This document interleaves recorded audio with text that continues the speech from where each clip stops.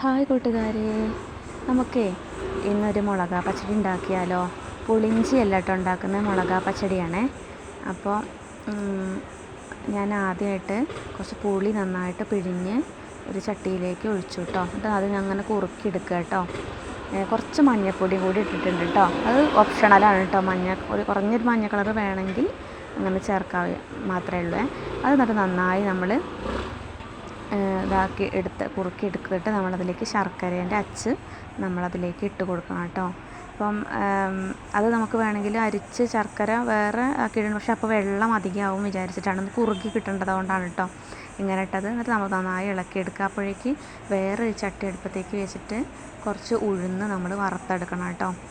അതിന് ശേഷം അതേ ചട്ടിയിലേക്ക് തന്നെ കുറച്ച് കറുത്ത എള്ള് കൂടി നമ്മൾ വറുത്തെടുക്കണേ. അതൊന്ന് പൊട്ടി നല്ലൊരു സ്മെല്ല് വരും കേട്ടോ. അതുവരെ നമ്മളിത് വറക്കണം കേട്ടോ. നല്ല രുചിയാണ് അത് കൂടി ചേർത്തിട്ടുണ്ടെങ്കിൽ. പിന്നെ കുറച്ച് പച്ചക്കടുക് നമ്മളിതിലേക്ക് ആഡ് ചെയ്യണേ. എന്നിട്ട് നന്നായി നമ്മളിത് പൊടിച്ചെടുക്കണം. പക്ഷെ ഞാൻ കുറച്ച് തരിതരിപ്പിലാണ് പൊടിച്ചത് കുറച്ച് കമ്മി ആയതുകൊണ്ടാണ് കേട്ടോ, അല്ലാതെ പൊടിക്കാൻ കുറച്ച് ഇതായതുകൊണ്ടാണ്. അല്ലെങ്കിൽ നമുക്ക് നന്നായിട്ട് പൊടിച്ചെടുക്കാം കേട്ടോ. എന്നിട്ട് ഞാനതിലേക്ക് ഇതിലേക്ക് തന്നെ ഇതിലേക്ക് ഒഴിച്ച് കൊടുത്തിട്ട് എന്നിട്ട് നന്നായിട്ട് ഇളക്കിയെടുക്കുകയാണ്.